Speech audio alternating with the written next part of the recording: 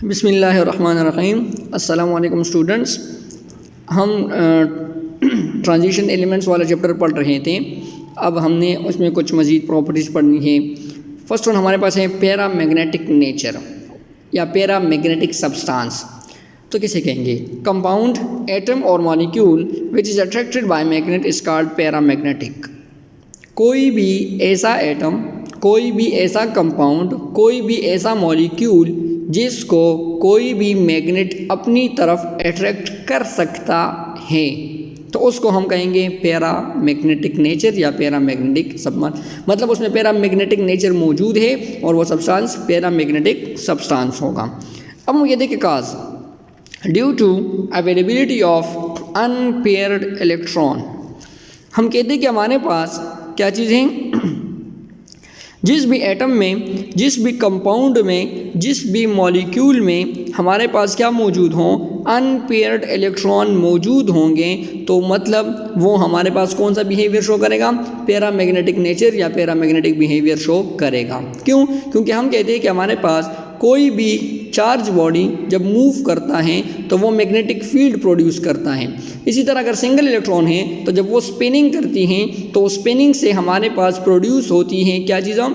Magnetic field produce होती है। मतलब वो खुद बिहेव करता है एज ए टिनी मैग्नेट, जिसकी वजह से हम कहते हैं कि दूसरा मैग्नेट इसको अपनी तरफ अट्रैक्ट कर सकेगा। तो जिस एटम, कंपाउंड या मॉलिक्यूल में आपके पास क्या मौजूद हो, आपके पास अनपेयर्ड इलेक्ट्रॉन मौजूद होंगे तो वो पैरामैग्नेटिक नेचर शो करेगा और वो सब्सटेंस, वो मॉलिक्यूल, वो कंपाउंड आपके पास होगा पैरामैग्नेटिक सब्सटेंस। ठीक। फिर इसके बाद हमारे पास है डायमैग्नेटिक नेचर। तो कोई भी ऐसा कंपाउंड, एटम और molecule that can't be attracted which is not attracted by magnet is called diamagnetic cause due to unavailability of unpaired electron. इसमें हमारे पास किसी भी किस्म के अनपेयर्ड इलेक्ट्रॉन मौजूद नहीं होंगे। इसमें हमारे पास क्या होंगे? अनपेयर्ड इलेक्ट्रॉन मौजूद नहीं होंगे।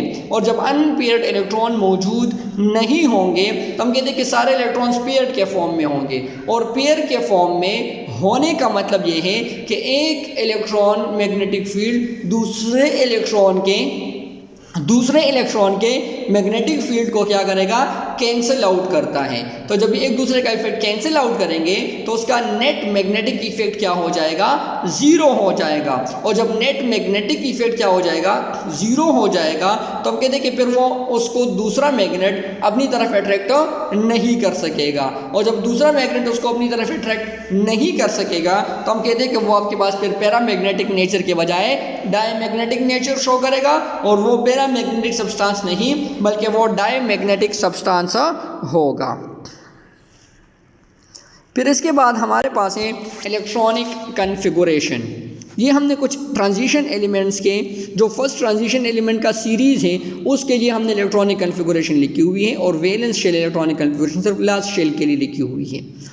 अब हम कहते हैं कि हमारे पास इसमें अगर आप देखें तो क्रोमियम पर और कॉपर पर इलेक्ट्रॉनिक कन्फिगुरेशन बाकी एलिमेंट से क्या है? डिफरेंट है। बाकी एलिमेंट से क्या है? डिफरेंट। रीज़न क्या होगी? रीज़न ये होगी कि हमारे पास सब शेल्स या शेल्स, उसको हम दो हिस्सों में डिवाइड करते हैं on the basis of number of electrons, completely filled, half filled and partially field. Completely filled वाले और हाफ फिल्ड वाले हम कहते हैं कि हमारे पास स्टेबल होते हैं। हमारे पास क्या होते हैं? स्टेबल। और स्टेबल होने का मतलब वो क्या होंगे? लो एनर्जी के। फिर जो पार्शियली फिल्ड होंगे वो हमारे पास अनस्टेबल होते हैं, हाई एनर्जी के। ठीक। अब हम कहते हैं कि हमारे पास क्रोमियम वाले केस में अगर हम देखें, क्रोमियम वाले केस में अगर हम देखें तो अगर हम इसको बाकी एलिमेंट्स की तरह लिखना चाहेंगे तो फिर हम क्या करेंगे? डी वाला इलेक्ट्रॉन एस में आकर लिखेंगे, इस तरह होगा। अब अगर हम देखें तो एस सबशेल में भी एक इलेक्ट्रॉन्स हैं और डी में भी 5 इलेक्ट्रॉन्स हैं, तो दोनों हाफ फिल्ड हैं तो मतलब दोनों स्टेबल हैं। लेकिन अगर हम एक इलेक्ट्रॉन डी वाले का उठा के एस में ला के रखेंगे तो फिर एस कंप्लीटली फिल्ड हो जाएगा, वो तो स्टेबल हो जाएगा, लेकिन डी आपके पास पार्शियली फिल्ड हो जाएगा, वो अनस्टेबल हो जाएगा। तो एटम में या एलिमेंट में अनस्टेबिलिटी प्रोड्यूस होगी, जबकि इस वाले केस में दोनों स्टेबल हैं, एटम या मॉलिक्यूल्स में स्टेबिलिटी प्रोड्यूस हो रही है। तो इस वजह से हम कहते हैं कि ये आपके पास क्या होगा, इस कंडीशन में मोर स्टेबल है as compare to the other condition. मतलब बाकी एलिमेंट्स की तरह अगर ये इलेक्ट्रॉनिक कॉन्फ़िगरेशन ले करेगा तो उसके मुताबिक ये अनस्टेबल होगा। तो इस वजह से खुद को स्टेबल बनाने के लिए इसके इलेक्ट्रॉनिक कॉन्फ़िगरेशन बाकी एलिमेंट से डिफरेंट है।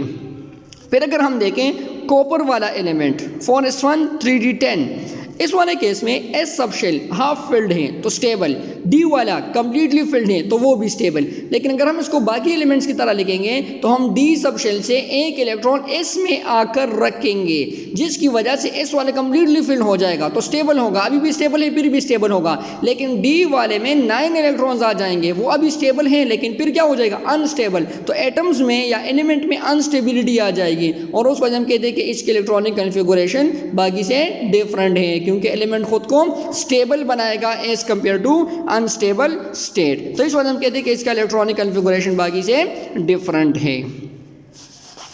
अच्छा, बाइंडिंग एनर्जी। बाइंडिंग एनर्जी किसे कहते हैं, energy required to bind up the electron and proton inside an atom as they have same charges and repel each other. हम कहते हैं कि हमारे पास किसी भी एटम के अंदर अगर आप देखें तो उसमें हमारे पास इलेक्ट्रॉन्स मौजूद होते हैं बहुत सारे, सब पर सेम चार्जेस हैं, they have to repel each other and they have to be move out from the an atom. इसी तरह अगर न्यूक्लियस में देखें प्रोटॉन्स मौजूद हैं, सारे प्रोटॉन्स पर same charge, positive charge, they must have to repel each other. और जब वो एक दूसरे को रिपेल करेंगे तो वो न्यूक्लियस से बाहर आने चाहिए, वो न्यूक्लियस से क्या होने चाहिए, बाहर आने चाहिए।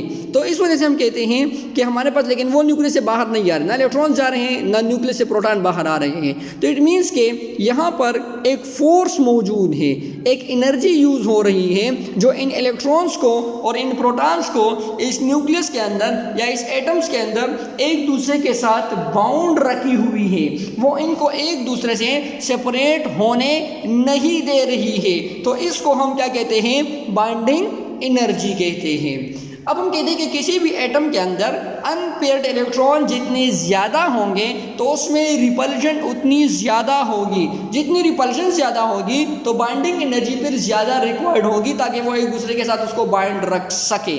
लेकिन हम कहते हैं कि यहाँ पर तो इसी तरह अगर अनपेयर्ड इलेक्ट्रॉन की तादाद कम होगी तो बाइंडिंग एनर्जी की वैल्यू भी फिर कम होगी।